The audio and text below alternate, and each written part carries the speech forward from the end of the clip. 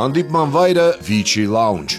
հագուստը Daphne խանութ սրահ, Daphne ժամանակի շունչը ամեն օրվա համար, Daphne հագուստ, որ խոսում է քո մասին։ Հաղորդավարի ոճը Մետրո միջազգային գեղեցկության ակադեմիա, հաճախորդներ ամբողջ կյանքի համար։ Ես այսօր մի գավաթ սուրճ եմ հրավիրել մի կնոջ, ով փոխել է Հայաստանի մանկապարտեզների մասին մեր պատկերացումները։ Լոլո մանկապարտեզների ցանցի հիմնադիր Հասմիկ Պետրոսյան, հզոր թիմ լիդեր, ով առաջնորդում եւ իր հետևից ոգեշնչելով տանում է թիմը, ստեղծելով ազատ, քառակուսիներից դուրս ստեղծագործ միջավայր։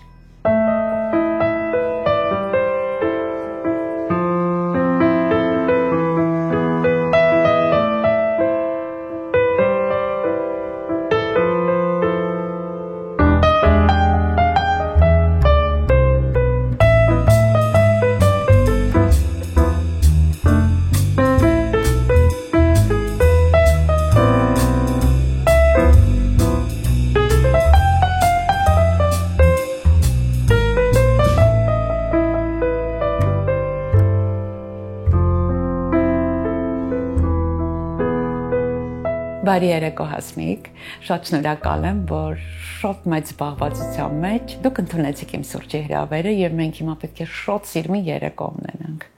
Ողջույն սիրելի Նաիրա ջան, եւ շատ ուրախ եմ, որ այսօր կրկին ձեր հաղորդման հյուրն եմ։ Հասմիկ ջան, ես ձեզ շատ համեղ սուրճ եմ հյուրասիրում եւ անչափ համեղ Մարաշից քաղցրավենիք։ Դուք քաղցր սիրում եք։ Անչափ։ Դե ուրեմն կվայելենք, կսրճենք եւ կզրուցենք եւ ես ուզում եմ մեր երեկոյի սկզբում գնանք ձեր ամենասկզբին, Լոլոյի ստեղծման։ Ինչպես ծնվեց գաղափարը ստեղծել Լոլոն։ Իմ երազանքն էր ու ես երազում էի շատ ուշքին, բայց մի փոքր կասկածում էի, որ կարող էի հասնել այդ երազանքին, որովհետեւ դա շատ մեծ ներդրումների մասին էր խոսում։ Եվ ես աշխատում էի մանկապարտեզում դաստիարակ ու ամեն աշխատանքիս հետ երազում էի, որ կրթությունը պետք է լինի անհատականացված երեխայի կարիքին համապատասխան, ոչ թե պետք է երեխային հարմարեցնել կրթության, այլ կրթությունը պետք է հարմարեցվի երեխայի կարիքներին, որովհետև ամեն տարի երեխան ծնվում է արդեն փոխված մտածողությամբ, ու երբ մենք աշխատում ենք երեխաների հետ, հասկանում ենք, որ նրանք շատ ավելի ճկուն են, ավելի ստեղծագործ են, ավելի ինքնուրույն են, ավելի քննադատական մտածողության կրողներ են։ Եվ այս արժեհամակարգը ձևավորելու համար պետք է կառույց, ով որ կկարևորի հենց այս սկզբունքները։ Եվ այսպես 7 տարի երազելուց հետո ինձ շատ լավ հարթակ տրվեց ՓՄԾ-ԶԱԿ-ը, ով մի փոքրիկ հովանավորություն ունեցավ Լոլոն ստեղծելու պատմության մեջ եւ մնացած արդեն ներդրումները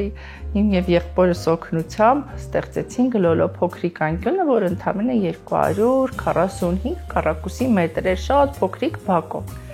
Իսկ այսօր Լոլոն արդեն 3 մասնաճյուղով է, քառակուսի մետր կդժվարանամ ասեմ, բայց հսկայական շենքեր են իրենք։ Այս ճանապարհի ընթացքում բնականաբար բավականին երկար ճանապարհ եք անցել, ինչն է ձեզ մոտիվացրել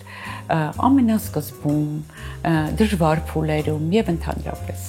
Յուրաքանչյուր մարդ պետք է աշխատի այն ոլորտում, որտեղ իր կանչվածությունն է, այսինքն որտեղ մարդը ունի միսիա իրականացնելու։ Ես կոչումով մանկավարժ եմ ու ի ծնեմ այդպես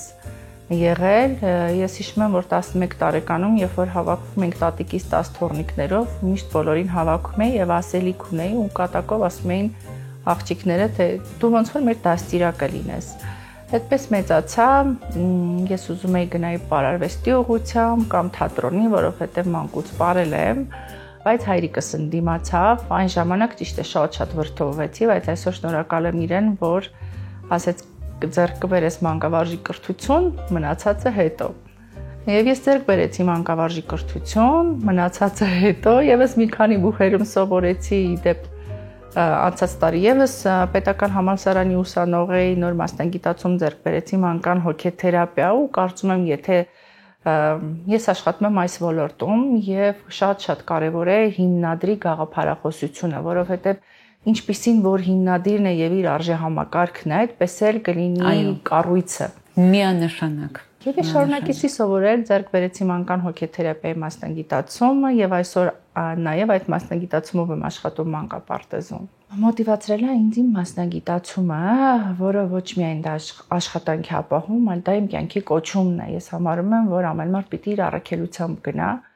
եւ երբ որ դու քո առաքելության ճանապարհին ես, ինչքան խնդիրներ ուզում են ծագեն, միևնույն է ստացվում է քո մոտ, որ դու կարողանում ես այն լուծել։ Մանկությունից հիշողություններ, մանկության զգացողություններ, որոնք ընկած են մանկավարժի կերպարի առանցքում եւ մանկավարժի տեսլականի վրա։ Երկու նուրբ հարց կա այստեղ, օրինակ իմ տարիներին ես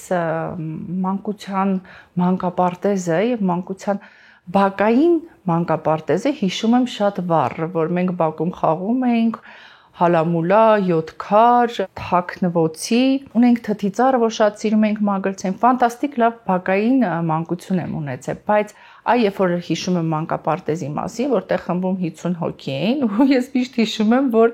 իմ մազերը միշտ կարճ էր, միշտ խուզված, որովհետև ես ոչիլ էի բերում մանկապարտեզից, դա իմ մանկության տրավմաներից մեկն էր։ Եվ երբ որ ես մեծացա ու հասկացա, որ կարող է լինել այլ բան, կարող է լինել այլ ֆորմատ, դա ես հասկանում եմ, որ այն տարիներին, մութ ու ցուրտ տարիներին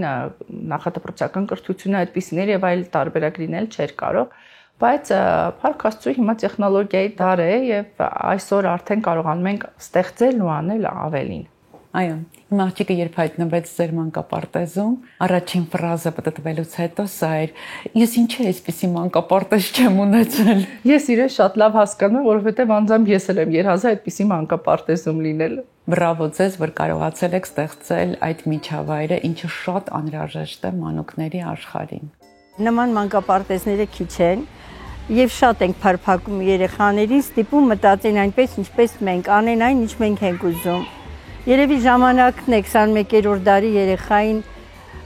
թույլ տանք ազատ ստեղծագործել, ազատ մտածել եւ իր զգացմունքները արտահայտել, իր մտածածը, խոսածածը կարողանանք հասկանալ եւ հասկացված լինենք, խոսենք իրենց լեզվով, խոսենք 21-րդ դարի երեխաների լեզվով։ Իսկ առհասարակ ինչի մասին է մանկությունը։ Շատ գեղեցիկ, շատ բովանդակալից հարց եք տալիս Նաիրա ջան։ Եթե խոսենք մանկության ֆենոմենի մասին, շատ անկյուններից կարող ենք անդրադառնալ, բայց երբ որ տեսնում ենք բալիկ 3, 4, 5 տարեկան եւ իջնում ենք իր մակարդակ եւ սկսում ենք իրենց հետ զրուցել, մենք հավատացեք իրենցից շատ սովորելու բաներ ունենք։ Երեխաների տրամաբանությունը, երեխաների երասկոտությունը, ձգտումը, ես կցանկանամ, որ շատ մեծ էր, իջնեն փոքրիկ երեխայի մակարդակին եւ իրենցից սովորել այն պարզությունը, որ իրենք ունեն, այն մաքրությունը, այն հավատը, այն մեծ բաներ երազելը։ Օրինակ երբեմն երեխաները երբ որ ասում են, ես ուզում եմ որ ունենամ մեծ մոլորակ, ես ուզում եմ որ ունենամ մեծ դպրոց, ես ուզում եմ որ մեր տունը շատ մեծ լինի, տանը լինի լճակ, ու ինքը սկսում է նկարագրել լոլոն, լճակում լինեն կենդանիներ, ցկնիկներ, կրյաններ, ջրաշուշաններ, ես ուզում եմ որ ունենամ մեծ արտադրամաս, որտեղ կարողանամ ստեղծեմ գեղեցիկ իրեր։ Ու երեխաները հավատում են դրան։ Մենք մեծերս մեր տեսանկյունից եթե նայենք, ոչ մանկավարժական տեսանկյունից, մենք ալուրջ ենք վերաբերվում եւ մանկական երազանքներին, ասում ենք, փոքրիկը չի պատկերացնում ինչ դժվարությունների միջով կանցնի, բայց ես կարծում եմ, որ մենք ինքներս պետք է սովորենք իրենցից հավատալու անհնարինին, հավատալու ամենամեծ բաները, ամենագեղեցիկ բաները եւ ունենալ իրենց պարզությունը, որովհետև այս կահավիժում գնացող աշխարհում հավատացեք մանկական բարությունն ու պարզությունը մեզ շատ պետք է։ Ձեր ավարտական հանդեսները եւ առհասարակ ձեր հանդեսները մեկը մեկից շքեղ են, հեքիաթային եւ կարծես թե փոքրիկ տոներ են մեծերի համար նույնիսկ։ Ես դրանցից մեկին մասնակցեցի Վան Գոգի թեմայով եւ հիացած էի, որովհետեւ ես տեսա ազատ ես տեսա ստեղծագործական թռիչքներով լի մի աշխարհ եւ քառակուսիներից դուրս մտածողություն։ Դուք ինչպես եք դրան հասնում մանկապարտեզում։ Շատ սիրով կպատասխանեմ մի պատմությամբ։ Մեր գործընկերները, որ տարիներ շարունակ հետևում են մեր մանկապարտեզի գործունեությանը, էջից մի փոքր շփոթմունք են ունեցել մտածելու համար, դե Լոլո մանկապարտեզը ունի միջոցներ եւ շատ լավ շոու է անում, այսինքն ամեն ինչ քունագեղ է, գեղեցիկ է, բայց վրիպեցին այնքան, որ մենք շատ բաներ չեն կարող ներկայացնել համացանցում ուղղակի էսթետիկ կարգավիճակն ենք ներկայացնում։ Եվ երբ որ մեր գործընկերներից մեկը մեզ արդեն իսկ վերապատրաստում էր, ինքը ապշած էր մեր ներքին ռեսուրսից, որպես կրթության մարդ, տեսավ, թե ինչքան պատրաստված են մանկավարժները, ղեկավար կազմը, առհասարակ ինչքան գիտելիքներով են զնված, ինչ պաշար ունեն ներքին եւ ինչպես խորությամբ են աշխատում երեխայի հոգու հետ եւ խոստովանեց, որ կներեք, մի փոքր շփոթվել եմ մտածելով, որ միայն արտաքին տեսքն է գեղեցիկ, դուք ունեք լուրջ բովանդակություն ձեր ներսում։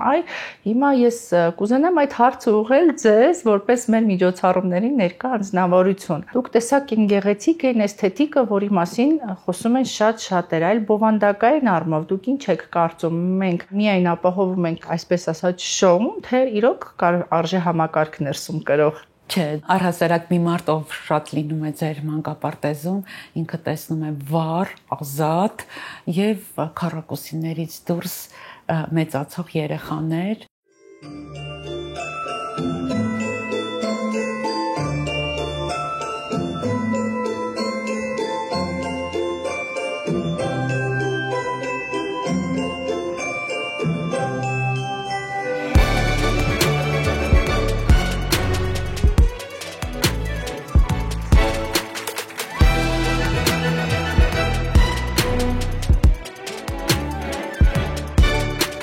Հանդեսից առաջ շատ լարված էինք, որովհետև չգիտենք կհասցնենք թե չէ, բալիկներ կային, որ հիվանդ էին, չէին գալիս, ուշ էին հասնում տեղ, մի խոսքով ամեն ինչ այսպես խառնաշփոթի էր վերածվել ու շատ լարված էինք բոլորս։ Լիքը քննարկումներ, լիքը վեճեր, ամեն ինչը շատ բուռն էր ու շատ լարված, բայց հանդեսից հետո արդարացան մեր հույսերը, երեխաները արեցին այն, ինչ իրենց հանձնարարված էր ու շատ լավ արեցին ու շատ գեղեցիկ ստացվեց։ Հիմա բոլորս հանգիստ ենք, լավ ենք, ուրախ ենք շատ, տխուր որ իրենք գնալու են ու ես իրենց էլ չեմ տեսնելու, դրա համար շատ տխուր եմ։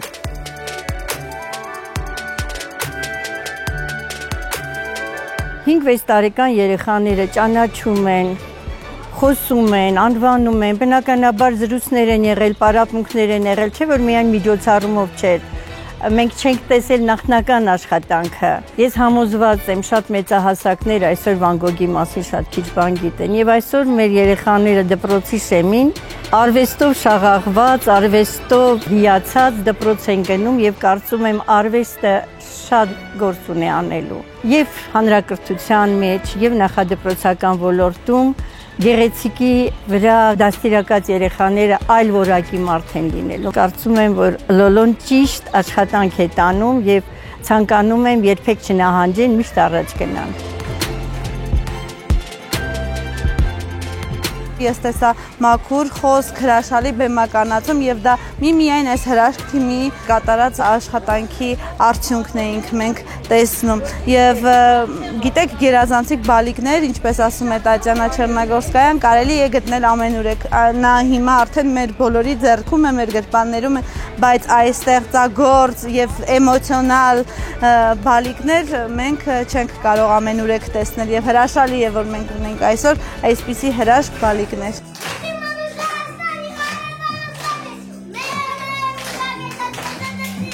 Իսկ կարևորում ենք, որ այն ամենը, ինչ որ երեխաները սովորում են այստեղ, կարողանան կյանքում կիրառել։ Այսինքն գիտելիքը չլինի ինքը այսպես ստանդարտ, զուտ գրքի վրա գրված։ Եվ այդ ամենը դրվում է մեր միջոցառումների հիմքում։ Արվեստին շատ հարող երեխաներ են այստեղ, ովքեր կարող են իրենց բացահայտել արվեստի տարբեր ճյուղերում եւ հետեւաբար միջոցառումը, որը մենք այսօր ունեինք, նվիրված Վան Գոգին, արվեստին եւ այլն,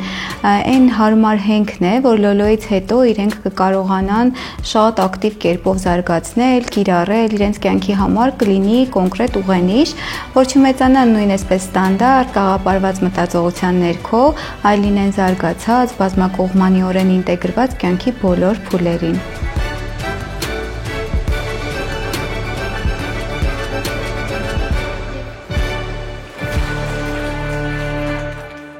Ինձ նաև միշտ հետաքրքրել է, հա, ինչ հատուկ տեխնիկաներ կան, որ դուք սովորեցնում եք իրենց այդքան ինքնուրույն լինել եւ ինքնուրույն մտածել։ Ճիշտ եք նկատել, մենք երեխաներին առաջին հերթին չենք դնում սահմանափակումներ իրենց մտածողության մեջ։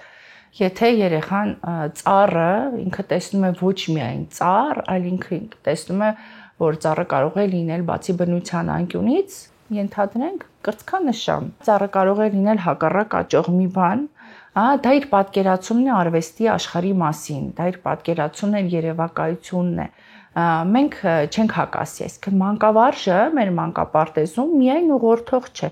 մանկավարժը լսող, մտածող եւ ընկալում է նաեւ իրենց քննադատական մտածողությունը։ Այո, մենք աղապարների մեջ չենք դնում երեխաներին, մենք սովորեցնում ենք երազել ու մտածել լայնախոհ։ Իսկ ինչպես եք կարողանում հավասարակշռությունը պահպանել ազատ մտածողության եւ կարգապահության միջեւ։ Կրկին շատ նուրբ հարց եք տալիս։ Մեկ օր, երբ որ մեր բալիկների հետ մանկական սրճարանում էինք գտնվում, սրճարանի մենեջերը մոտեցավ, ասեց ցանկանում եմ տեղեկանալ այս որ մանկապարտեզի սաներն են այստեղ։ Ես էլ անձնական խանդով կանգնեցի, մտածեցի մի բան արել են սաներս, հիմա վեճ է հասունանալու, մոտեցել եմ, ասեմ Լոլա մանկապարտեզի սաներն են, ինչ խնդիր ունենք, ասեց հակառակը խնդիր չունենք, մենք ապշած ենք, ասեց ինչ է պատահել, ասեց այստեղ կա մոտավորապես 150 սան եւ ձեր 15 սանը բոլոր սաներից տարբերվում են իրենց վարքով։ Նախ իրենք շատ կարգապահ են եւ իրենք ամբողջ այստեղի սաներին հավաքել են եւ կարողացել են ստեղծել խաղ եւ խաղում են համախմբված։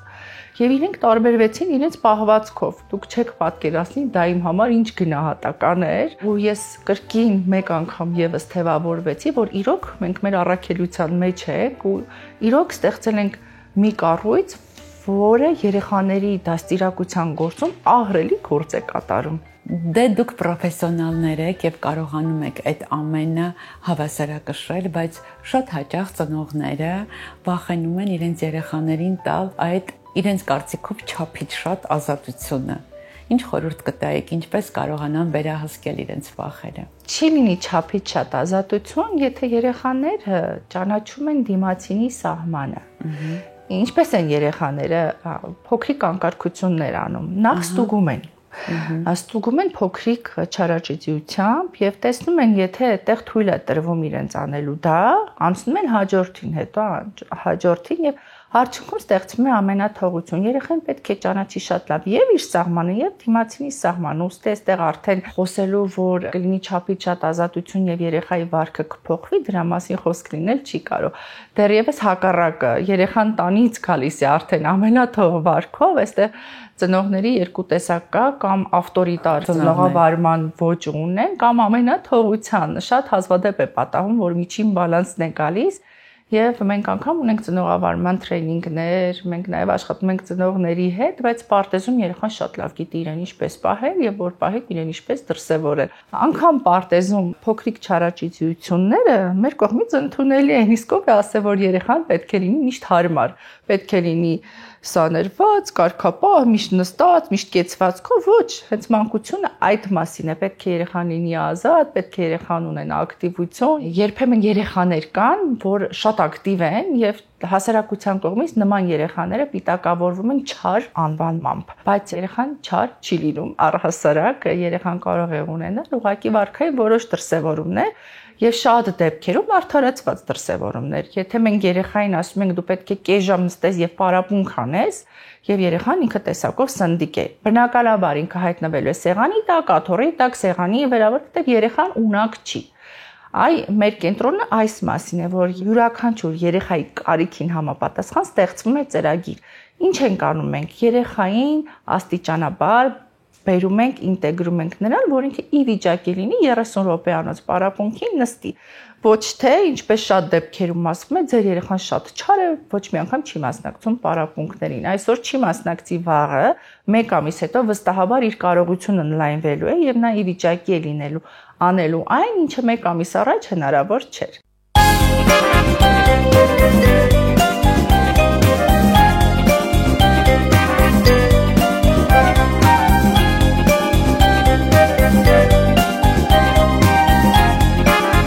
Ես կուզենայի ամբողջ ծնողական անձնակազմի անունից մեծ շնորհակալություն հայտնել Լոլոյին, ամբողջ անձնակազմին, Եվ գիտեք ինչի համար, ոչ թե դրա համար, որ իմ երեխային կամ մեկ այլ երեխա իրենք խնամքով են վերաբերվել, տվել են գիտելիքներ, տվել են իրենց ամբողջ ուշադրությունը, սերը, ջերմությունը, այլ իրենց վերաբերմունքի համար դեպի կրթություն, դեպի դաստիարակություն, դեպի կրթության հանդեպ սեր։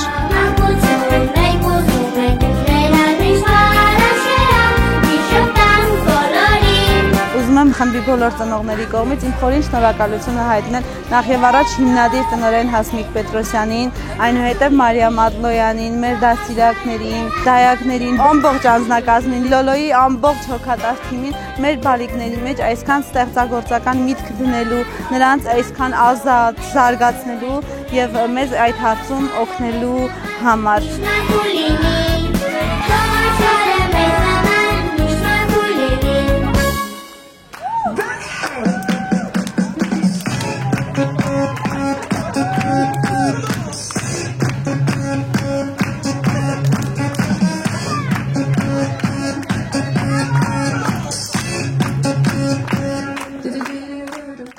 Երեխայի որ տարիքը չի կարելի բաց թողնել։ 3 տարեկանը ֆանտաստիկ ճգնաժամային տարիք է, որովհետև երեխան ունի բառ արտահայտված եսի դրսևորում ու երբ որ դու իրեն ասում ես, որ գիտես, այդ զգեստը գեղեցիկ չի, արի այս գույնը հագնենք, ինքը ասում է, ոչ, այս զգեստը գեղեցիկ է։ Եթե ասում ես, դե լավ, շատ գեղեցիկ էր քո զգեստը, թող մնա քո հագուստը քո վրա, ասում է, ոչ, ես սա չեմ ուզում հագնեմ, ուզում եմ գիշերանոցով գնամ մանկապարտեզ, ասում ես, լավ, արի գիշերանոցով գնամ մանկապարտեզ, ոչ, ես գիշերանոցով չեմ գնալու մանկապարտեզ, ես այն զգեստն եմ հագնելու։ Այսինքն ամեն կերպ երեխան փորձում է իր եսը դնել եւ ընդդիմանալ եւ այստեղ մենք միշտ ծնողներին խորհուրդ ենք տալիս խորը շունչ քաշել, նրբանկատ մոտենալ երեխայի պահանջմունքներին եւ դիմանալ մինչեւ 3 տարեկանի ճգնաժամը կանցնի։ Հասմիկ, իսկ այդ ձեր անձնական երեխաներին սեփական ինչ խորհուրդ կտայիք։ Ես հասուն տարիքում եմ արել, բայց շատ կուզենայի, որ փոքր տարիքում, երբ որ ես մեծ բաներ էի երազում, իմ թևերը չկտրեին, ասեն, որ դա հնարավոր չի։ Խորհուրդ կտամ շատ մեծ երազանքներ ունենալ եւ ամենակարևորը արդար արժեհամակարգ ունենալ, երբեք դատը սխալ չլուծել եւ այս գահավիժող աշխարհում իրենց բարությունը երբեք չկորցնեն։ Հասմիկ, դուք հայտնի եք առհասարակ գործարար աշխարհում որպես ուժեղ թիմ լիդեր։ Այ ինչպես է ձեզ հաջողվում հավաքել լավագույն թիմը եւ միշտ պահել նշաձողը։ Հետաքրքիր է, որ բոլորին այդ հարցը տալիս են, հատկապես գործընկերներս, երբ որ գալիս են եւ ներքին խոհանոցում տեսնում են աշխատող անձնակազմին միշտ օրինակ են վերում, այս աշխատողից կուզենայինք ունենանք, այս օգնականից կուզենայինք ունենամ, ձեր այս ղեկավարից կուզենայինք ունենայինք, ու ես միշտ կատակով ասեմ, իրենց գեղեցիկ աչքերի համար եմ ընդունել, բայց իրականում երևի տարիների փորձառություն, երբ որ դու աշխատում ես, տարիների այդ հոտառությունը դու ունենում ես, հարցազրույցները ես ինքս եմ վարում, թեպետ ունենք HR team, բայց ինքս եմ վարում, որովհետև ես սիրում եմ շփվել մարդկանց հետ, սիրում եմ ծանոթանալ իրենց հոգեկան աշխարհի հետ, իրենց խնդիրների հետ, իրենց արժեհամակարգի հետ եւ հարցազրույցի առաջի րոպեները մասնագիտական հարցերի մասին չի, այլ ով են իրենք, ինչ կետում են, ինչ դժվարություններ են հաղթահարել եւ ինչու են ուզում աշխատել։ Մի քանի հարցեր բավարար է լինում, որպեսզի կարողանամ ծանոթանալ իրենց մարդ տեսակի հետ, հետո նոր մանկավարժական գիտելիքների եւ դիպլոմի հետ, որովհետեւ պրոֆեսիոնալ մարդը, երբ մարդկային հատկանիշներից զուրկ է, շատ դժվար է իր հետ աշխատելը, բայց մարդը, որ պրոֆեսիոնալ չէ, բայց ունի բարձր արժեհամակարգ, մարդը իր հոգով, սրտով եւ իր որակով, իրեն պրոֆեսիոնալ դարձնել հնարավոր է։ Ընկեր Հասմիկը ինձ ցանկացած, այսպես ասած, խենթ մտքերին թողում է, որ ես դրանք իրականացնեմ։ Այդ նաև իր տեսակից է խոսում, ինչու պատմությունը սկսեցի ընկեր Հասմիկից, որովհետև ես շատ դժվար եմ ադապտանում վայրին, տարածքին, մարդկանց հետ, ու ինքը միանգամից եղավ այն մարդը, որ ինձ ինտեգրեց ամեն ինչի մեջ, ու ես իրենց հետ շատ միանգամից ընկեր դարձա ու շուտ ընկեր դարձա։ Իսկ ինչ տեղ ունի Լոլոն առանձնապես իմ կյանքում, ճիշտ ասած, ես վերջին 3-4 տարում ինձ միայն Լոլոյում գիտեմ, ամբողջ օրը Լոլոյում Իմ ընկերները ինձ ասում են, ընկերներս չեն սիրում լոլոն, ընտանիքիս անդամներն էլ, որովհետև իրենց չեմ տեսնում համարյա։ Ճիշտ է, իմ աշխատանքային ժամը շուտ է վերջանում, բայց որ գործը շատ ես սիրում ու շատ նվիրված ես քո գործին, ամեն բան ուզում ես կատարյալ անես։ Ու երբ որ աշխատանքիդ համար թեկուզ 2 ժամ, 1 ժամ էլ ավել ես ունում, դա քեզ համար հաճույք է լինում, որովհետև դու չես ուզում ես միջավայրը թողնես գնաս։ Հիշում եմ, որ ամենասկզբում էի եկել աշխատանքի, չէի ուզում ժամը 6-ին էր մեր աշխատանքը վերջանում, չէի ուզում գնալ։ Հետո որոշեցի էլ չեմ գնա, ավելի ուշ էի գնում տուն, որովհետև հենց ուղակի լոլոից դուրս չէինք կարողանում գանք։ Առաջին էս պատերից ներս է, հենց մտնում ենք պատերից ներս, ոնց որ աշխարհից կտրված լինենք։ Լրիվ ուրիշ վայր է։ Հեքիաթը իրեն սկսվում է, չգիտեմ, դա հավանաբար ընկեր Հասմիկի աուրայից է գալիս, որովհետև ինքը ամբողջ բոլոր լոլոներում այնպիսին է դրել իր դիրքը, այնպիսին է դրել մեր միջավայրը, դասավորել ամեն բան, որ սերն ու ջերմությունը շատ է այս ամեն ինչի մեջ, շատ։ Դե մանկապարտեզներ կմտածեք, մանկապարտեզներ շատ կան, դե որ երեխաներ էլ կան, սերը շատ կա, բայց չէ։ Սա միայն երեխաների մասին չի, կոնկրետ սա միջավայրի մասին է, որ մենք ունենք այստեղ իրար ու ընտանիքի պես ենք իրար հետ, շատ ընտանիքի պես։ Ու դա շատ հաճելի է։ Իսկ գիտեք որն է, կարծում եմ ձեզ հայտնի, այսինքն իմ հանրահայտ արտահայտությունը, երբ մտնում եմ ձեր լոլոներից յուրաքանչյուրը։ Մտնելուն պես, երբ ընդառաջ են գալիս թիմի անդամները, ես ասում եմ, սիրում եմ ձեզ բոլորիդ միասին եւ յուրաքանչյուրիդ առանձին։ Դա արդեն կարգախոս է դարձել իմ համար։ Շատ գեղեցիկ եք արտահայտվում իրականում։ Եթե նկատեք առհասարակ աշխարհում սերը շատ պակասել է։ Գոնե մենք այն կառույցում, որտեղ որ կանք, այն անկյունում, որտեղ աշխատում ենք, եթե կարողանանք սերը պահենք, երբեմն ասում են, գիտեք, սերը երես է տալիս, բայց ես համամիտ չեմ, որ սերը երես է տալիս, որովհետև եթե կա շատ սեր աշխատավայրում, մարդիկ աշխատում են ոչ թե վախից դրդված, ոչ թե պարզապես հարգելով ձեզ, այլ իրենք աշխատում են, որովհետև սիրում են ձեզ։ Իսկ այդ սերը վաստակելու համար իրոք հսկացավալ աշխատանք է պետք։ Սերը առաջինն է ամեն ասպարեզներում, իսկ այն մանկավարժի ամենակարևոր հատկանիշը որն է։ Հենց այս շաբաթ մեր ավարտական միջոցառումներից հետո խոսել ենք այդ մասին, որ մանկավարժը առաջին հերթին պետք է լինի սթափ զգոն եւ ուշիմ։ Առաջի կարևոր հատկանիշը, որովհետեւ մի փոքր անուշադրություն եւ կարող է երեխայի կյանքին վտանգ սպառնել։ Իսկ մենք գործ ունենք ամենափխրուն անհատների հետ։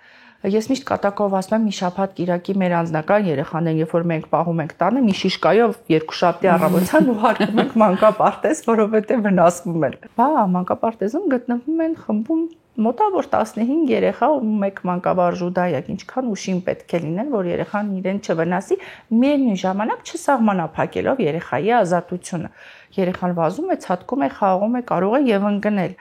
Ոստի այստեղ առաջինը կարևորում է, որ մանկավարժը պետք է լինի միշտ սթափ եւ միշտ զգոն, որպեսզի նման միջադեպեր չլինեն։ Երկրորդ հերթին պետք է չափից շատ սիրի երեխային անկեղծ սիրով, որովհետեւ երբեմն լինում է, որ մանկավարժական կեցվածքի սերն է լինում, իմ համար դա մի քիչ խորթ է եւ ընկալելի չի։ Այստեղ պետք է լինի շատ անկեղծ սեր, որպեսզի դու հոգուց բխող անկեղծ սեր։ Այո, հոգուց բխող, որպեսզի դու կարողանաս երեխայի վարքային բացասական դրսևորումների սիրով մոտենալ, ոչ թե ասել չի կարելի, որտեվ չի կարելին այսօրվա երեխայի դաստիարակության գործում հաստատ չի անցնում։ Եվ բացի այդ չի կարելիները ունեն տարբեր երանգներ հնչեցման եւ ներսից եկող սիրով հնչած երանգը դա տարբերվում է եւ երեխայի վրա էլ դա ամենաառաջինն է ազդում։ Համաձայն։ Մենք խոսեցինք առաջնորդի ձեր հզոր կերպարի մասին, ինչ է առաջնորդությունը։ Այ ով է առաջնորդը։ Մի հատ շատ գեղեցիկ օրինակ կբերեմ։ Մի նավ կա ծովում, կոչվում է սառցահատ։ Սառցահատը ծովում գնում է առաջինը, կոտրելով սառույցը, սառցահատի հետևից գալիս է նոր նավերը։ Ոչ մի նավ սառուցյալ օվկիանոսում չի կարող լողալ, եթե իր առջևից չի գնում սառցահատը։ Իսկ սառցահատի գլխավոր ֆունկցիան հենց ճեղքելն է, որպեսզի իր հետևից կարողանա բերել են հսկա նավերին, որոնք իրենց վրա կրում են ամենածանր բեռը։ Ես ինքս ինձ համարում եմ սառցահատ, որովհետև եթե դու քո կերպարով օրինակ չես ծառայում, դու չես կարող նաև հրահանգել։ Ես հիշում եմ, որ դա իմ համար տպավորված բառ օրինակ էր, երբ որ մեր դաստիարակի օգնականին տարիներ առաջ մի դիտարկում արեցի, չարեց, երկրորդ դիտարկումն արեցի, չարեց, երրորդ դիտարկման դեպքում ընդհանրապես խնդրել է, որ դաշնամուրի վրայի փոշին վերցներ, իսկ ինքը ծանրաբեռնված էր երեխայի խնամքով։ Երրորդը վերցրեցի փոշուշորը եւ ես վերցրեցի դաշնամուրի վրայի փոշին, այնինչ բոլորը սկսեցին վազել, ասեցի հարկավոր չէ։ Օրինակ է պետք ծառայել պարզապես, եւ երբ որ դաստիարակի օգնականը շատ սրտ նեղեց, ասեցի ես գիտեմ դու ինչ ես զգում, ասեց ինչ գիտեք ես ինչ եմ զգում, դուք ձեր աթոռին նստած, ասեցի ես քո տեղից եմ սկսել, ես դայակել եմ եղել երեխայի համար, ես դաստիարակ եմ եղել, այսինքն ես այդ ապրումները ինքս ունեմ ու շատ է հեշտանում աշխատանք, երբ որ դու աճել ես ներքևից, մի առակ կա, պատմեք անպայման։ Դաշտում ցորենի հասկ է աճում։ Հասկեր կային, որ գլուխները շատ ծանր էր կռացած եւ հասկեր կային, որ դիք կանգնած էին բարձր ու դիք կանգնած հասկերը ծաղրում էին գլուխը կախ հասկերին, ասում էին, ապա մի տես ինչքան տգեղ է, ապա մի տես ինչպես է գլուխը կախել, ոնց որ պարտված լինի, պարտվածի պես գլուխը կախման է գալիս։ Բայց եկավ ժամանակը, եկան հնձվորները, արտից հնձեցին գլուխը կախ հասկերի, իսկ դիք կանգնած հասկերը այդպես էլ մնացին կանգնած, որովհետև դիք կանգնած հասկերը դրանք դատարկ հասկերն են եւ ինչպես ասվում է, լիքը հասկը գլուխը կախ է պահում։ Այնպես որ, երբ որ դու ունես ներքին լիքը պարունակություն, պարտադիր գլուխդ պետք է կախ լինի, այսինքն դու միշտ պետք է լինես օրինակ։ Ու երբ որ դու ինքդ մոտենում ես սիրո տեսանկյունից, որ ես օրինակ եմ ծառայում, տես, այսպես կարող էր այս հարցը լուծել, հավատացեք, եթե այդ անգամ աշխատակիցը սխալվել է, աշխատակիցը երևի թե չէ։ Թիմակիցը, որովհետև ես սիրում եմ իմ հանձնակազմին դիմել թիմակից։ Դուք սոս ղեկավարի կերպար չեք, դուք թիմ լիդեր եք, ով մոտիվացնում է եւ իր հետևից տանում է թիմը։ Այո։ Եվ երբ որ դու օրինակ ես ծառայում, վստահաբար մյուսներն էլ են անելու, այսինքն դու միայն հրահանգ տվող չես։ Դու ինքդ իրենց հետ կարող ես հավասար հրդեհը մարել, կրակներ մարել, խնդիրները լուծել, ներգրավված լինել, սիրով մոտենալ, ջանալ, սովորեցնել, կրթել։ Դրա համար ունենք հսկա մեծ կառույց եւ այսպես ասած, եթե դեկրետի հարց չի լինում աղջիկներին, պատուհանից հանում ենք դռնից են մտնում, դռնից հանում ենք պատուհանից են մտնում։ Մեր մոտ խոսունություն թիմակիցների գրեթե չկա, եթե չկա լուրջ անձնական խնդիր։ Իրենք շատ կոմֆորտով են աշխատում։ Տարիներ շարունակ ես ձեր կողքին եղել եմ եւ տեսել եմ նույն դեմքերին։ Ծնողները տարբեր են եւ բնականաբար իրենց հետ ունենում եք նաեւ բարդ դիալոգներ։ Այ ինչպես եք կարողանում ստեղծել առողջ կապ։ Պետք է սիրես քո համայնքը, պետք է սիրես ծնողին եւ երբեք իրենք չնայես, որ դե իրենք լավ գումարի քսակ են, ինչպես շատ-շատերն են անում։ Ծնողը ունի պահանջ եւ երբեմն պատկերացրեք իրենք մեզ օգնում են։ Լինում են ծնողներ, ովքեր ճակերտավոր բարդ տեսակ են, ու ես միշտ երբ որ խոսում եմ, ասում եմ աղջիկներ, գիտեք, իրենք մեզ ուժեղացնում են, որովհետև շատ հարցերում միգուցե մենք այդ դիտարկումները չունենք, որովհետև ստատիկ նույն գործողությունն են կարել եւ գալիս են նման ծնողները եւ իհարկե առաջի ռեակցիան, որ ունենում ենք, ճակերտավոր, ինչ բարդ անձնավորություն է, բայց երբ որ խորանում ենք, հասկանում ենք, որ տվյալ բարդ անձնավորությունը օգնում է մեզ լինել ավելի ուժեղ։ Մանկապարտեզը ունի հստակ սկզբունքներ եւ հստակ արժեհամակարգ։ Մենք ծանոթացնում ենք նախ եւ առաջ ծնողին, որ մենք առաջնորդվում ենք տվյալ արժեհամակարգով, որովհետեւ ունենալով 250 անձից ավել համայնք, դու չես կարող բոլորին հաճեցնել։ Ոստի ծնողը պետք է գա ծանոթանա քո արժեհամակարգին, ընդունի դա, ինտեգրվի, այո։ Այո, եւ ինտեգրվի այդտեղ։ Բայց լինեն երբեմն իհարկե խնդրահարույց իրավիճակներ, այստեղ արդեն պետք է անհատական մոտեցում, իհարկե ամենակարևորը ես կարծում եմ, որ պետք է լինի անկեղծություն, երբեք չպետք է ծնողը զգա, որ դու ստում ես։ Երբեք չպետք է սուտը լինի տեղում, հա, անգամ եթե դու սխալվել ես, դու պետք է ազնիվ խոստովանես, որ այո, դա իմ թերացումն է, բայց ես դա կշտկեմ։ Այ մեր համայնքի ուժեղ կողմերից մեկը եւս դա է, որ ծնողը մեր մոտ միշտ սիրելի է, միշտ լսված է եւ միշտ ընդունելի է իր բոլոր առաջարկները եւ մենք ժամանակ առ ժամանակ ծնողական հանդիպումներին միշտ ունենում ենք մի արկղիկ անանուն, որտեղ ծնողները գրում են իրենց առաջարկությունները եւ գրում են խնդիրները, որոնք իրենք տեսել են, որովհետեւ երբ որ մենք դա հավաքագրում ենք, եթե մի բանը մոտավորապես 4-5 անգամ կրկնվում է, մի առաջարկը, մենք հասկանում ենք, որ այդտեղ արդեն ունենք թերացում, պետք է այս ոլորտում մի փոքրիկ уժեղանալ։ Այնպես որ մեր ծնողները, մեր ամուր թիկունքն են, ովքեր օգնում են մեզ նաև մեր ծառայությունը մատուցել ավելի որակյալ տեսքով։ Я проживаю в России, мои внуки ходят в этот садик. Но вот этой доброты, вот этого тепла, вот этого душевного отношения к детям я не видела. И по сравнению, конечно, с многими другими садиками, даже не сравнить вот эту атмосферу, которая происходит в этом садике. Ну и помимо этой атмосферы добра и тепла, коллектив настолько относится душевно не только к детям, но и к родителям. Поэтому это очень сильно притягивает сюда людей. Я хочу поблагодарить их за то, что они такие добрые, такие чувствительные. Я просто желаю, чтобы у всех была возможность посещать такие садики, как наш Лоло. Այսօրվա երեխաները ապրում են տեխնոլոգիաներով լի աշխարհում եւ շատ կարեւոր է, որ ունենալ ապագայի կրթություն։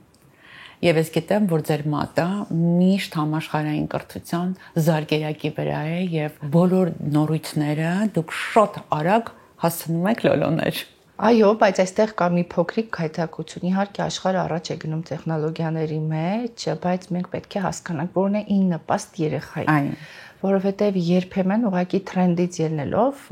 կարող ես գտնել վերգայթակղության, այս այլ ունենամ, նա այլ ունենամ, բայց դա չլինի երեխայի կենտրոն եւ երեխայի նպաստ։ Այն տեխնոլոգիան, որը դուք ակնարկում եք ու որ մենք ստեղծեցինք մեր մանկապարտեզում, մոտավորապես մի քանի տարի էր ուսումնասիրում ենք եւ ես որպես կրթության մարդ շատ քննադատաբար էի մոտենում, ուզում էի հասկանալ արդյոք դա ունի գիտական հիմք, որովհետև եթե մենք անում ենք որևէ բան, որը չունի գիտական հիմք եւ վերլուծություն, հաստատ վնասելու է երեխային։ Եվ այն ինչ տեսանք, ուներ գիտական հիմք, որովհետև ստեղծել էին հոգեբանների, մանկավարժների եւ ինժեներների համագործակցությամբ եւ հստակ հիմնավորումներով եւ փորձեցինք մեր կլասիկ ստանդարտ մոտեցումներով բացի ստեղծել մի կրթություն, որը անվանվում է ապագայի կրթություն, այսինքն երեխան սովորեց խմբասենյակում գիտելիք վերցրեց գիտելիքը, գնում է տեխնոլոգիայի սենյակ եւ կարողանում է թաչինգ սիստեմով հպվել, շարժվել, ցատկել, վազել, այսինքն երեխան ավելի երևակայող է, ավելի շարժուն է, ավելի ոգևորված է ուսումնական process-ին ներգրավված լինում։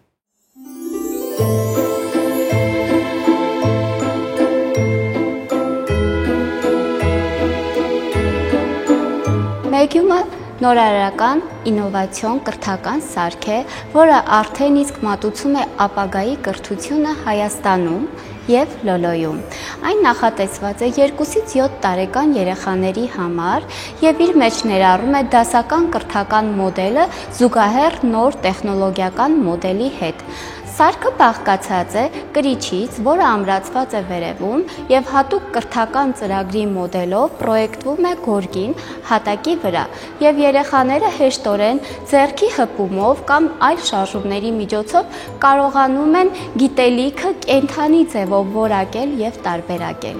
Ընթացքում երեխաները ծանոթանում են այնպիսի խաղային մոդելների, որը ոչ միայն հաճույք է պատճառում երեխաներին, այլև շատ լուրջ եւ կարեւոր դեր է խաղում երեխայի հոգեկան զարգացման գործընթացի իմացական ոլորտների զարգացման հետ կապված, օրինակ մտածողություն, երևակայություն, հիշողություն, այս բոլորը մեկտեղ ներառված ամբողջ խաղային գործընթացի ընթացքում գտնվում են ակտիվ զարգացման խթանման փուլում։ Երեխաները ձեռքի հպումով կարողանում են սարքի միջոցով օգտվել եւ համարժեք ամրապնդել արդեն իսկ ձեռք բերված գիտելիքները, որը դասերակը կիրառել է խմբասենյակում։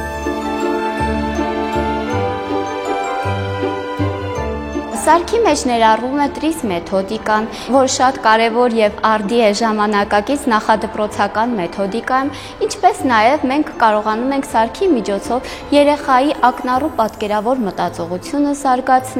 զարգացնում ենք երեխայի տրամաբանությունը, երեխան երկրաչափական պատկերները այ օրինակ կարողանում է ամրապնդել եւ ֆիքսել հենց իսկ հարթակի վրա, օրինակ թիթեռնիկի մի թևը պրոյեկտելով մյուս թևի վրա երեխան կարողանում է հիշողության միջոցով վերարտադրել, թե ինչպիսի երկրաչափական պատկերներ կա թիթեռնիկի մյուս թևի վրա, զարգացնելով այս կերպ երեխայի մտածողությունը, հիշողությունը եւ պատկերը նույնանման վերարտադրելու կարողությունը։ Սարքը իր մեջ ներառում է նաև հագեցվածություն ոչ միայն կրթական տեսակետից, այլև զվարճանքի տեսակետից։ Օրինակ երեխաները կարողանում են զվարճանալով փայտերը կուտակել եւ ստանալ կրակ, այնուհետև պարզել, թե ինչպես կրակը կարող է հանկել, այսինքն անձրևի դրսևորման process-ին ակամայից ներկա են լինում եւ մասնակցում սարքի միջոցով։ Տարվա եղանակների մասին օրինակ անձամբ պատկերացում են կազմում, թե ամռանը ինչ կերպ շոգ եւ գեղեցիկ եղանակին կարելի է բնության գրկում հավաքել ծաղիկներ, թռչել երազանքների, թիթեռնիկների ետևից, ինչպես նաեւ կարող ենք հավաքել աշնանային խոնավ եւ թաց տերևները, կարող ենք սունկ հավաքել անձրևից հետո, ձմռանը կարող ենք եղևնու վրայից հավաքել կոներ, կոտրել սառույցը, այսինքն երեխան կարողանում է կենդանի բնության հետ անմիջական շփման մեջ լինել, ձեռքի հպումով ու շարժումով, դառնալով կախարդական աշխարհի մի մասնիկը։ Շատ եւ քիչ հասկացությունները, մեծ եւ փոքր հասկացությունները, ինչպես գիտենք, շատ կարեւոր են դեռևս վաղ տարիքից նախադպրոցական հասակում։ Երեխաները կարողանում են ամփոփիչ գիտելիքների մասին շատ ավելի լայն ու պատկերավոր իմանալ եւ տեսնել անձամբ իսկ սարքի վրա իրենք դա որակելով եւ հասկանալով տեսողական ընկալողականության միջոցով։ Կարևորում եմ ձեր այդ հատկանիշը, որ դուք ամեն ինչ տեղայնացնելուց առաջ կարելի ասել 7 ֆիլտրով ֆիլտրում եք եւ բերում եք այն ամենը, ինչ փոքր այստեղ գաղտնիք կա։ Ահա։ Երբ որ ես սովորում եի պետական համալսարանում, շատ լավ դասախոս գործընկերներ ձեռք բերեցի։ Եվ երբ որ ես ինչ որ մի բան անում եմ, ես գիտեմ, որ իրենք ինձ հետևում են եւ առաջի քննադատը իրենք են լինելու կամ առաջի ողջունողը։ Եվ իրենք դոցենտ պրոֆեսորներ են, ումից ես միշտ սովորում եմ ու որևէ բան անելուց առաջ նախ լսում եմ իրենց կարծիքը եւ դա ուր է տանելու երեխաներին եւ եթե ես ունեմ իրենց ողջավորությունը շարունակում եմ անել, եթե ունենք կասկած, նորից շարունակում ենք ուսումնասիրել եւ կարելի ասել, որ պետական համալսարանի հոգեբանության ամբիոնում շատ սիրում եմ, ցես լիքը գրկում եմ իրենք շատ սիրում եմ, իրենք շատ իմ կրթության եւ իմ կայացման նոր մասնագիտացման մեջ մեծ ներդրում են ունեցել եւ իրենք ինձ օգնում են հասկանալու համար արդյոք արժե անել թե ոչ։ Միգուցե իրանք է չգիտեն որպես գաղտնիք եմ ասում, բայց իրենք շատ օգնում են ինձ։ Այ ինձ անչափ հետաքրքիր է դուք ինչպես եք օգնում երեխաներին մեծանալ ուժեղ, բայց միևնույն ժամանակ հանդուրժող եւ կարեկցող։ Պետք է գանք շատ վաղ մանկությունից։ Հա, ամենահասարակ բանը խաղալիք կիսել։ Մենք երբեմն մեծերը սովորենք, չէ՞, թե տանը հյուր է գալիս, երեխան խաղով խաղում է եւ մյուս ընկերը ուզում է իր ձեռքի խաղալիքը։ Առաջի ռեակցիան, որ մենք ծնողներով անում ենք, ասում ենք՝ դե կիսի, դուր իրան խաղալիքը, դուր։ Ուզում է դե լավ, դու մեծ ես, դու փոքրիկ ես, զիջի, այս առաջինը դու պետք է տաս, չէ՞ որ ինքը քո տան հյուրն է, բայց երեխան չի ուզում իր խաղալիքը զիջի այդ պահին, այլ մեր սխալը որպես ծնող կայանում է նրանում, որ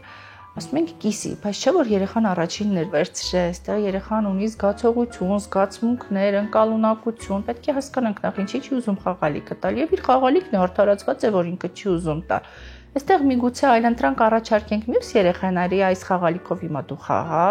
հետո ինքը կտա իր խաղալիքը, դու կտաս քո խաղալիքը, հա, ինչ որ մի տարբերակ, որ կարող են կիրառել, այլ մանկապարտեզում այս գործիքա կազմն է օգտագործվում, որ այո, դու պետք է զիջես քո խաղալիքը, բայց այն ժամանակ, երբ որ դու ինքդ ես ուզում դա։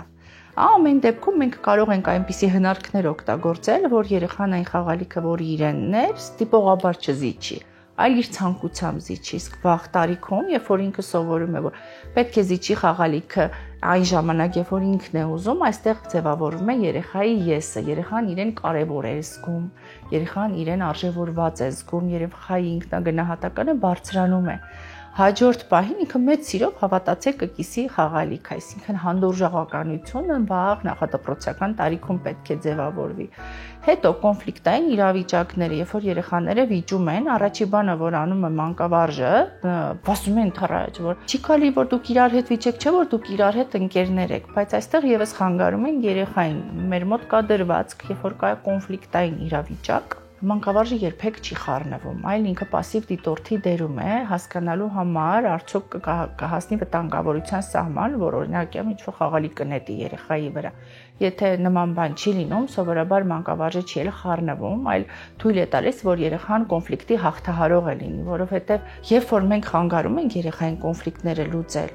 վաղը իրենք գնում են դպրոցում եւ լինում են անկարողունակ երեխաներ, որովհետև առհասարակ խնդիր չեն կարողանում լուծել, որովհետև վաղ նախադպրոցական տարիքում իրենց փոխարեն լուծել է մայրիկը, հայրիկը, երբ որ բակում են եղել ու դժվար իրավիճակ են եղել, իրենք են միջամտել, մանկապարտեզում է լուծել է մանկավարժը։ Որ եթե մենք ուզում ենք ունենանք ուժեղ սերունդ, պետք է թույլ տանք, որ երեխան առնչվի փոքրիկ ստրեսների հետ։ Ինչ է նշանակում ստրես։ Նշանակում է նոր իրավիճակին հարմարվողականություն։ Եթե երեխան չտանի այդ փոքրիկ ստրեսները, ուստի եւ չի կարող ինտեգրվել տարբեր բարդության իրավիճակների մեջ։ Գիտեք, լոլոյի ֆենոմենը ինչու է կայանում, իրենք կարողանում են զարմանալի կերպով այսպես բալանս պահել եւ հեքիաթի միջև, որը ստեղծում են երեխաների համար եւ ռեալ կյանքից նաեւ չեն կտրում երեխաներին։ Իրենք ամեն օր շփվում են այնպիսի իրավիճակների հետ, ինչպիսի կարող են իրենց հանդիպել ավելի մեծ տարիքում, ռեալ կյանքում։ Իրենք կյանքն են ապրում լոլոյում։ Լոլոն իրական կյանքի փոքր մոդելն է։ Այնքան սիրուն են այդ ամեն ինչը պահում։ Իրապես մեծ շնորհակալություն դրա համար եւ հիմնադիր ընկեր Հասմիկին, որ այս ամեն ինչը ստեղծել է, այս մշակույթն է դրել եւ ամբողջ թիմին, որովհետեւ սկսած ընկեր Հասմիկից ավարտված բոլոր դաստիարակներով, բոլոր դայակներով, ընդհուպ մինչեւ մանկապարտեզի այգեպան եւ պահակ, այդ մանրակրկիտ վերաբերմունքը իրենց աշխատանքին, երեխաների նկատմամբ վերաբերմունքը ամենտեղ դրսևորվում է։ Խորը շնորհակալություն։ Եթե էլի մեկ լոլո հիմնեք, ինչով կտարբերվի մյուսներից։ Չեմ ուզում տարբերվի։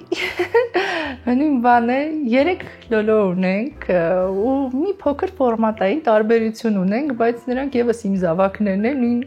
հարցադրումն է, քո 3 զավակներից որին ես ամենաշատը սիրում։ Իմ համար դա համահունչ է այս հարցին, բայց չեմ ուզենա տարբերվեն իրենք, բայց ամենաշատը շատ որ կուզենամ, որ երեխան մտնի լոլո ու ամենասիրված անձը լինի այդ բոլոր լոլոներում, ինչքան էլ որ ստեղծվի։ Երազանքի մանկապարտեզը 3 բառով։ Մեծ երազանքներ ունեցող երեխաներ, քննադատական մտածողություն ունեցող երեխաներ, իրենց գրկում անչափ սեր ունեցող երեխաներ։ Ունեք մի երազանք, որը դեռ չի իրականացել լոլոների շրջանակում։ Այո, ունեմ, ու լավ ասեցիք, որ դեռ չի իրականացել, որովհետև իմ համար անհնարին բաներ գրեթե գոյություն չունեն։ Եթե ես երազում եմ մի բան, ապա հետևում եմ, որ դա իրականանա։ Մենք պետք է դառնանք, ասեմ թե չասեմ, ասեմ։ Ասեք։ Մենք պետք է դառնանք կրթահամալիր, մենք պետք է դառնանք դպրոց եւ չգիտեմ երբ իրականում, կարծում եմ, որ ժամանակի հասունացումը որ կա, կգնանք դեպի դրան, բայց այս պահին ունենք տեխնիկական խնդիրներ, բայց պետք է մենք դառնանք դպրոց ու մեր երեխաները շարունակական կրթություն ունենան դպրոցում, մեր հեռանկարը մոտ ապագայի երազանքը հաջորդի քայլը դա է լինելու։ Եթե կարողանայիք փոխանցել մեկ առեք բոլոր երեխաներին, դա որը կլիներ։ Մարդ լինել։ Եվ վերջինը, եթե նորից սկսեիք, ինչ է կփոխեիք։ Եթե նորից սկսեի, նույն սխալներով էի սկսելու, որովհետև ամեն մարդ անցնում է մի ճանապարհ եւ այդ ճանապարհից դրդված է իր գործողություններին հանգում։ Նույն սխալները կանեի, նույն կերպ կգնայի, բայց ինձ մի խորհուրդ կտայի, որ մի փոքր փորձառությամբ սկսեի բիզնես գիտելիքների փորձառությամբ, որովհետև առաջի 3 տարին իմ համար դա ես ճահիճում փորձում էի չխեղդվել ու ես մտածում էի, ասում էի, Տեր, այս փորձությունը խնդրում եմ հանկարծ լոլոն չփակվի, որովհետև անասելի դժվարություններ ենք տարել ու իմ թիմն էլ այդ տարիներին իմ հետ աշխատած թիմը դեպ ասեմ շատ ուժեղ է, որովհետև իրենք տեսել են այն դժվարությունները, որով անցել եմ նաև ես։ Ես կուզենամ, որ մի փոքր ավել բիզնես գիտելիքներով սկսեի, որովհետև այդ ժամանակ սկսում էի զուտ մանկավարժի վարդագույն ակնոցներով պատկերացնում էի ինչպիսի կրթություն պետք է լինի մեր մանկապարտեզին ու այդքանը եւ չունեի ֆինանսական գրագիտություն, բայց տարիների մեջ երբ որ շատ մեծ ֆինանսներ կորցրեցի, նաև դա սովորեցի։ Շատ շնորհակալություն Հասմիկ ջան այս շքեղ երեկոյի համար, որովհետև ես լիցքավորվեցի, ես հարստացա եւ դա որպես կանոն բոլոր հանդիպումների ժամանակ երեկոյի ավարտին ես Մարաշից այս քաղցր տուփն եմ ձեզ հանձնում, մեկը մեկից տարբեր ու շատ հետաքրքիր համերով տանը կվայելեք, տնեցիների հետ միասին։ Իրենք մի առավելություն ունեն, որ շատ փոքրիկ կտորներով են եւ կարող ես քեզ անչափ սիրում եմ առաջին եթե անկեղծ եւ գրեթե միշտ մեր սեղանին կա։ Եվ ես ուզում եմ երեկոյի ավարտին նաև ասել, որ իհարկե ակադեմիական լրագրության կանոններով պետք է հարցազրույցավարը իր վերաբերմունքը ցույց չտա, բայց Լոլոյի պարագայում դա անհնար է։ Դա անհնար է, որովհետև Լոլոն գաղափարի մասին է, որովհետև Լոլոյում երեխային խնամքի հետ միասին տալիս են նաև թռիչքի թևեր, տալիս են ճոխրելու կարողություն, որովհետև այստեղ սովորեցնում են ոչ միայն կանոններ, այլև սովորեցնում են երազել եւ ինչպես դուք ասեցիք, տալիս են բարձր երազելու այդ ազատությունն ու հնարավորությունը եւ երազանքի մասշտաբներ են տալիս եւ ղեկավարում եմ մի կին, այս գեղեցկուհի կինը, ով նստած է իմ առջև, ով անչափ սիրում է երեխաներին եւ խոսում է մանկան լեզվով, այնպես որ կրկին ու կրկին շնորհակալություն այս երեկոյի համար եւ Լոլոյի համար։ Շնորհակալություն, պատրաստ եմ ծառայել իմ ոլորտին։ Հանդիպման վայրը Vici Lounge։ Հագուստը Daphne խանութ սրահ։ Daphne ժամանակի շունչը ամեն օրվա համար։ Daphne հագուստ, որ խոսում է քո մասին։ Հաղորդավարի ոճը Մետրո միջազգային գեղեցկության ակադեմիա։ Հաճախորդներ ամբողջ կյանքի համար։